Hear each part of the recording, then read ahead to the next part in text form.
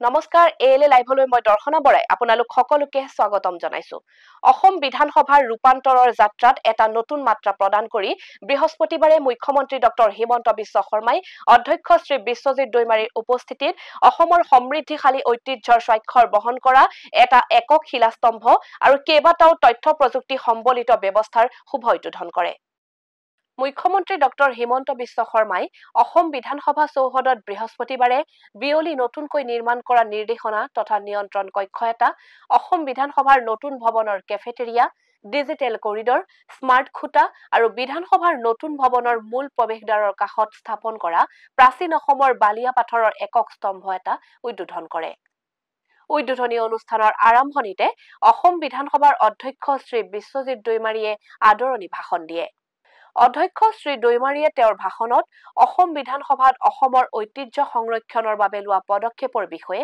উল্লেখ কৰে আজি আমাৰ সকলৰ কাৰণে এটা গৌৰৱৰ দিন আজি অসম বিধানসভাৰ চৌহদত আমি প্ৰাচীন অসমৰ এটা চিন হিচাপে 10th centuryৰ এটা ইয়াত পাথৰৰ মনোলিথ স্থাপন কৰিছো যেটো সাৰ্ভে অফ ইণ্ডিয়াৰ ৰেকৰ্ড মতে হেয়া কছাৰী সকলৰ সময়ৰ ৰজাই এটো কনষ্ট্ৰাকচন কৰিছিল আৰু এটা আমি যেটো মহাভাৰতৰ সময়ৰ পৰা সকলৰে জনাজাত যে কামাখ্যা আমাৰ মন্দিৰ আছে এই কামাখ্যা মন্দিৰৰ এটা আৰ্কিটেকচাৰেল ডিজাইন থকা ষ্ট্ৰাকচাৰ আৰু সেই ষ্ট্ৰাকচাৰটো আমি মণ্ডলিত হিচাপে কৰি ফালে আজি ইয়াত স্থাপন কৰিছো যিটোৰ দ্বাৰা আমাৰ অসমৰ প্ৰাচীন সভ্যতা সংস্কৃতি এই বিষয়ে মানুহে সহজে অনুধাৱন কৰিব পাৰিব আমি সদায় অসমৰ ইতিহাস অসমৰ সভ্যতা সেইবোৰৰ ওপৰত চৰ্চা কৰোঁ আৰু যিমান পাৰো আমি চেষ্টা কৰিছো যে অসমখনৰ পৰিচয় আমি সভ্য সমাজৰ মাজত আমি গৌৰৱেৰে যাহাতে আমাৰ ইতিহাসক লৈ ফালে যেতিয়ালৈকে আমাৰ বুৰঞ্জীয়ে ঢুকি পাইছে তেতিয়ালৈকেৰ পৰা যাহাতে আমি উপস্থাপন কৰিব পাৰো এতিয়ালৈকে আমি অকল আহোম বুৰঞ্জীক লৈয়ে অসমৰ পৰিচয় আৰু সদায় আমি চেষ্টা কৰি আছো আহোমৰ সময়ত অৰ্থাৎ 12 চেঞ্চুৰীৰ পৰা যিবোৰ অসমত বিভিন্ন ধৰণৰ আমাৰ ঐতিহাসিক স্থান আছে স্মৰণীয় আছে এইবিলাক আমি কেনেকৈ ৰক্ষণাবেক্ষণ কৰিব পাৰো আৰু অসমৰ গৌৰৱ কথাবোৰ আমি কেনেকৈ মানুহৰ মাজত প্ৰচাৰ কৰিব পাৰো দাঙি ধৰিব পাৰো কিন্তু আহোমৰ আগতেও এই অসমত তেনেকুৱা বহুতো আমাৰ প্ৰাচীন ঐতিহাসিক স্মৰণীয় জাগাবোৰ আছে আৰু যেটো আজি ডিমাপুৰৰ থকা আগতে এটো অসম আছিল বৰ্তমান লিজত দিয়াৰ পিছত ডিমাপুৰৰ অধীনত আছে কিন্তু গোলাঘাটৰ খাসবাৰীটো এই গোটেই বস্তু আছে আৰু হেতু এটা চিন যেটো আহোমৰ আগতেও এই অসমৰ যেটো সভ্যতা সংস্কৃতি এটো বহুত স্মৰণীয় আছিল ঐতিহাসিক আছিল মুখ্যমন্ত্ৰী ডক্টৰ হিমন্ত বিশ্ব শৰ্মাই বিধানসভা চৌহদত আয়োজিত উদ্বোধনী অনুষ্ঠানত ভাষণ দি প্ৰাচীন অসমৰ কছাৰী ৰাজ্যৰ ঐতিহাসিক কীৰ্তিচিহ্নৰ স্বাক্ষৰ বহন কৰা উৎকৃষ্ট ভাস্কৰ্য শিল্পৰ নিদৰ্শন স্বৰূপ মনোলিথ বা শিলাস্তম্ভকে ধৰি তথ্য প্ৰযুক্তি সংক্ৰান্তীয় পদক্ষেপেৰে অসম বিধানসভাক নৱৰূপ প্ৰদান কৰাৰ বাবে লোৱা ব্যৱস্থাৱলীৰ বাবে অধ্যক্ষ শ্ৰী বিশ্বজিৎ দৈমাৰী, উপাধ্যক্ষ ডাক্তৰ নোমল মমিন আৰু বিধানসভাৰ সমূহ বিষয়া কৰ্মচাৰীৰ শলাগ লয়। অসম বিধানসভাৰ ডিজিটেল ৰূপান্তৰ যাত্ৰাত আজি আমি এক সবল খোজ পেলাবলৈ সক্ষম হৈছোঁ। কিছু সময় পূৰ্বে পবিত্ৰ বিধানসভা চৌহদত আমি নতুনকৈ স্থাপন কৰা নেটৱৰ্ক অপাৰেশ্যন কেন্দ্ৰৰ কক্ষ, স্মাৰ্ট পোল আৰু ডিজিটেল কৰিডৰৰ দৰে উন্নত প্ৰযুক্তিগত ব্যৱস্থাসমূহ উদ্বোধন কৰাৰ সৌভাগ্য হ'ল। তথ্য প্ৰযুক্তিৰ সৈতে জড়িত এই পদক্ষেপকেইটাৰ লগতে আজি আমি সদনৰ পবিত্ৰ চৌহদত প্ৰাচীন অসমৰ কছাৰী ৰাজ্যৰ ঐতিহাসিক কীৰ্তিচিহ্নৰ স্বাক্ষৰ গ্ৰহণ কৰা, নিখুঁতভাৱে তৈয়াৰী আৰু উৎকৃষ্ট ভাস্কৰ্য শিল্পৰ নিদৰ্শন স্বৰূপ এটা মনোলিথ বা শিলাস্তম্ভৰ প্ৰতিৰূপো উন্মোচন কৰাৰ সৌভাগ্য হ'ল। এই পদক্ষেপসমূহ কাৰ্যকৰী তোলাৰ বাবে মই বিধানসভাৰ মাননীয় অধ্যক্ষ শ্ৰী বিশ্বজিৎ দৈমাৰী ডাঙৰীয়া আৰু উপাধ্যক্ষ নোমল মমিন ডাঙৰীয়াৰ লগতে বিধানসভাৰ সমূহ বিষয়া কৰ্মচাৰীৰ ভূমিকাৰ শলাগ লৈছোঁ। ইতিমধ্যে বিধানসভাৰ অধ্যক্ষ বিশ্বজিৎ দৈমাৰী ডাঙৰীয়াই প্ৰাচীন অসমৰ বুৰঞ্জীৰ ওপৰত ৰেখাংকন কৰিছে।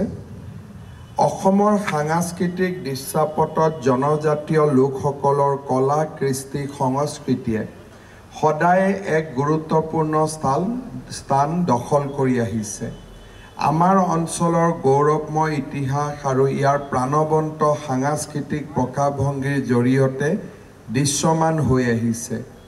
এই সাংস্কৃতিক সমলসমূহৰ ভিতৰত প্ৰাচীন অসমৰ কছাৰী ৰাজ্যৰ কীৰ্তিচিহ্নসমূহৰ ধ্বংসাৱশেষে উত্তৰ পূব ভাৰতৰ ইতিহাসৰ বিশিষ্ট ভূমিকা পালন কৰি আহিছে। শিল্প আৰু স্থাপত্যৰ প্ৰতি কছাৰী ৰজাসকলৰ আগ্ৰহ আৰু প্ৰচেষ্টা এই কীৰ্তিচিহ্নবোৰে প্ৰকাশ কৰে। অঞ্চলটোৰ অন্যতম পুৰণি ৰাজ্য বুলি গণ্য কৰা কছাৰী ৰাজ্যৰ শিপা সমগ্ৰ উত্তৰ পূব ভাৰতত বিয়পি আছিল। বৰ্তমানৰ নাগালেণ্ডৰ ডিমাপুৰ খ্ৰীষ্টীয় 10ম-ত্ৰয়োদশ শতিকাৰ সময়ছোৱাত কছাৰী ৰাজ্যৰ ৰাজধানী আছিল। পৰৱৰ্তী সময়ত কছাৰী ৰাজ্যৰ ৰাজধানী ডিমাপুৰৰ পৰা মাইবঙলৈ স্থানান্তৰিত হৈছিল। ডিমাপুৰত থকা কছাৰী ৰাজ্যৰ ধ্বংসাৱশেষ নিখুঁত ভাস্কৰ্য শিল্পৰ অপূৰ্ব চানেকি।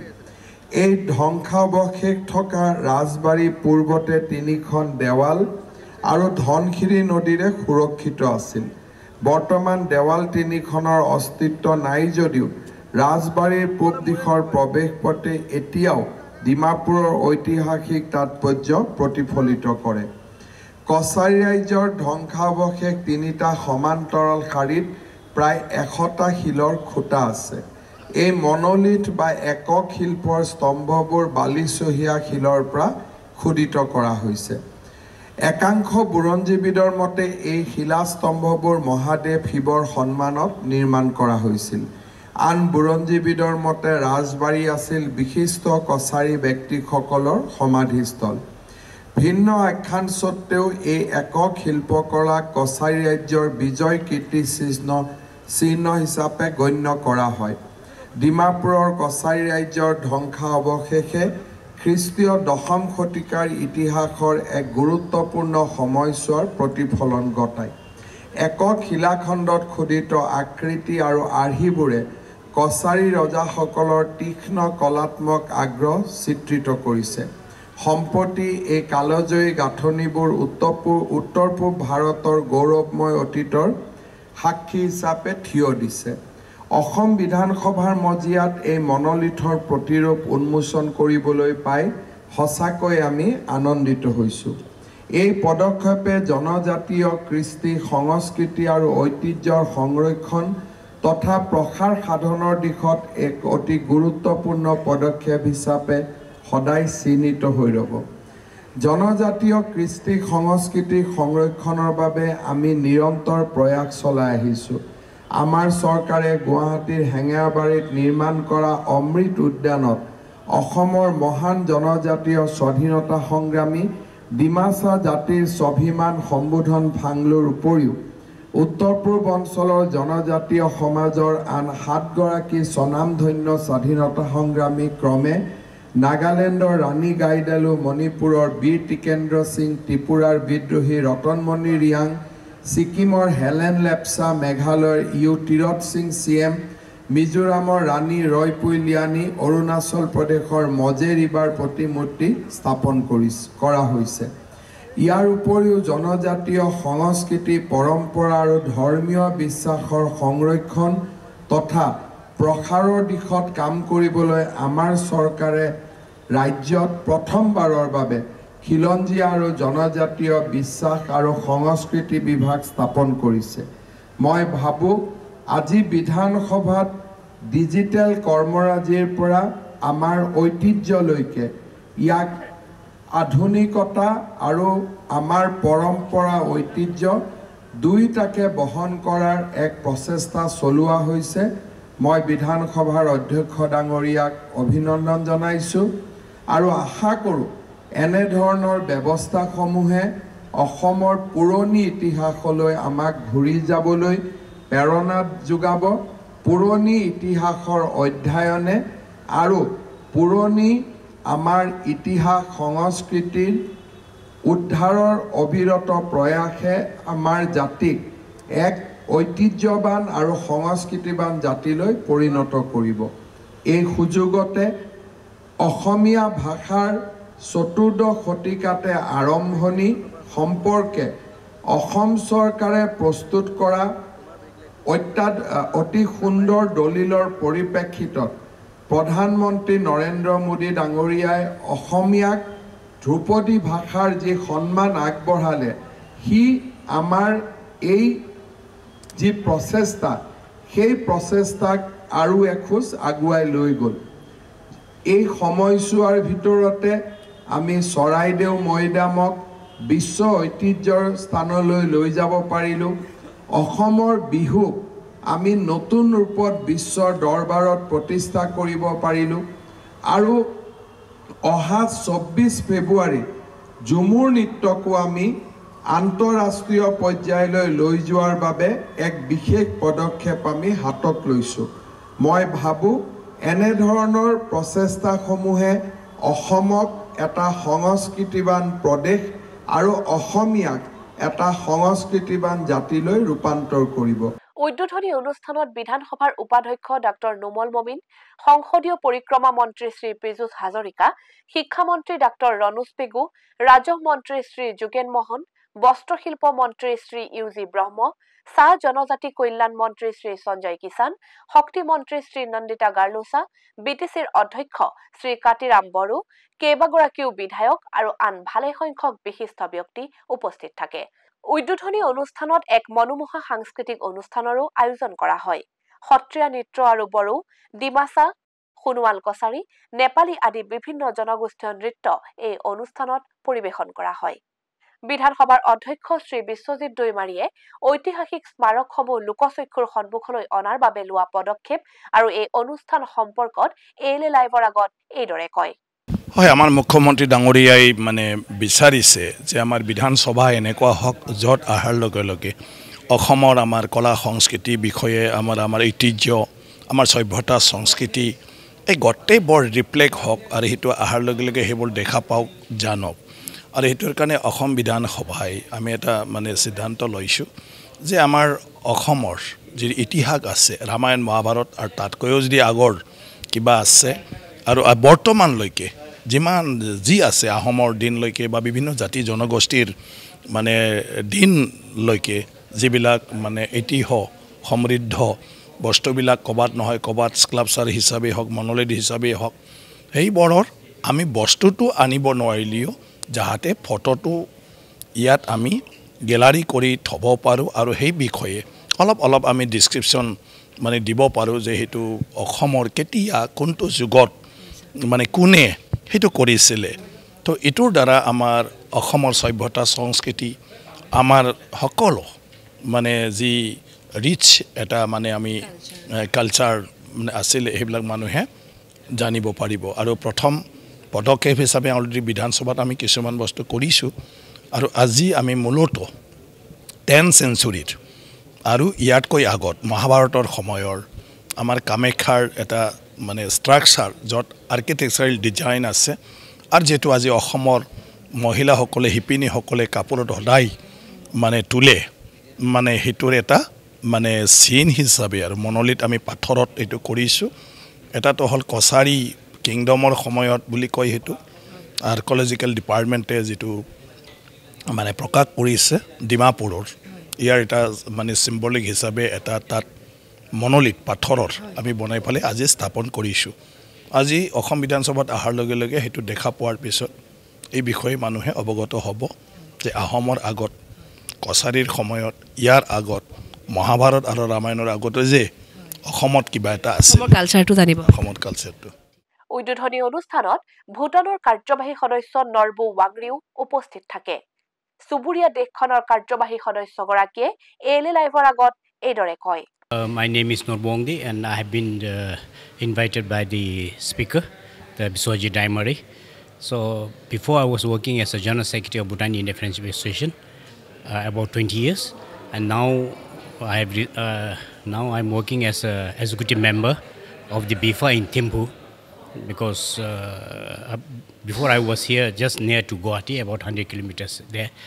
And today I came here and then I've seen this the building, Assam Legislative Assembly building. No, it's beautifully constructed, and today's the program also is really wonderful.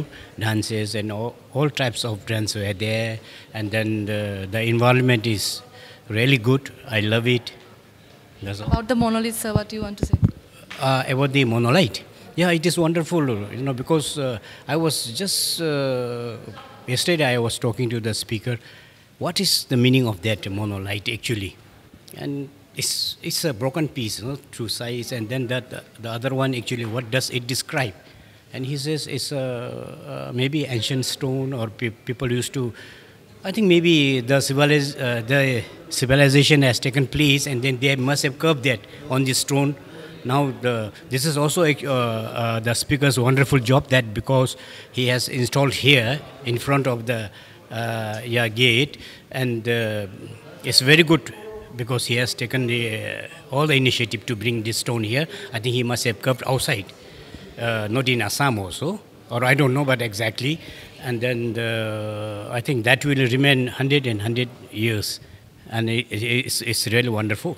অনুষ্ঠানত উপস্থিত থকা মন্ত্ৰী বিধায়ক আৰু আন বিশিষ্ট ব্যক্তিসকলে অসমৰ ঐতিহ্য সংৰক্ষণ আৰু লোকচক্ষুৰ সন্মুখলৈ অনাৰ বাবে লোৱা পদক্ষেপৰো ভূয়সী প্ৰশংসা কৰে মই অশেষ ধন্যবাদ জনাইছোঁ মাননীয় মুখ্যমন্ত্ৰী ডক্টৰ হেমন্ত বিশ্ব শৰ্মা ডাঙৰীয়াক লগতে আমাৰ স্পিকাৰ মহোদয়ক অশেষ ধন্যবাদ জনাইছোঁ যে অসমৰ গৌৰৱময় ইতিহাস তাক চিহ্নিত কৰি ইয়াতে সকলো জাতি জনগোষ্ঠীৰ মানুহে অসমৰ ঐতিহাসিক বিষয়বিলাক জানিবৰ কাৰণে নিশ্চিতভাৱে সক্ষম হ'ব আৰু যিসকল যোৱা দিনবিলাকত অসমখনৰ কাৰণে ইমান সুন্দৰভাৱে কাম কাজ কৰি গৈছে ইতিমধ্যে আপোনালোকে দেখিছে যে ইতিমধ্যে স্পিকাৰ ডাঙৰীয়াই যিখিনি ব্যাখ্যা দিছে যে সেই তাহানিতে প্ৰাগ জ্যোতিষপুৰ যুগৰে পৰা ৰামায়ণৰ যুগৰে পৰা আমাৰ অসমৰ যথেষ্ট অৱদান আছে মই ভাবোঁ অসমৰ ঐতিহ্য আৰু পৌৰাণিক যিটো আমাৰ যিটো ভাস্কৰ্য অসমৰ যিটো ভাস্কৰ্য তাৰ এটা প্ৰতিচ্ছবি ইয়াত আনিছে এইটো বেয়া পাবলৈ কোনো কথা নাই দ্বিতীয় কথাটো হ'ল যে যিটো ইণ্টাৰনেট কানেক্টিভিটি সকলো ঠাইতে আমাৰ যিটো কেমেৰাৰ জৰিয়তে যিটো গোটেইখিনি এটা ডিজিটেল ছিষ্টেম আজি অপেনিং কৰিলে আমি দেখিছোঁ বিধায়কসকলৰ এটা কেফেটেৰিয়াও কৰিছে তো এই গোটেইখিনি বস্তুৰ প্ৰয়োজন আছে বুলি অনুভৱ কৰোঁ মই ভাবোঁ এনেকুৱা প্ৰচেষ্টাই অসমৰ যিটো ডিজিটেল বৰ্তমান জগতৰ লগত আৰু পুৰণি জগতৰ লগত এটা সামঞ্জস্য ক্ৰিয়েট কৰিলে এইটোত মই নিজে সন্তুষ্ট প্ৰিয় দৰ্শক আজিলৈ আমাৰ প্ৰতিবেদন অনুষ্ঠানটিৰ ইমানতে সামৰণি মাৰিলো ধন্যবাদ আপোনালোকে চাই থাকিব এএলএ লাইভ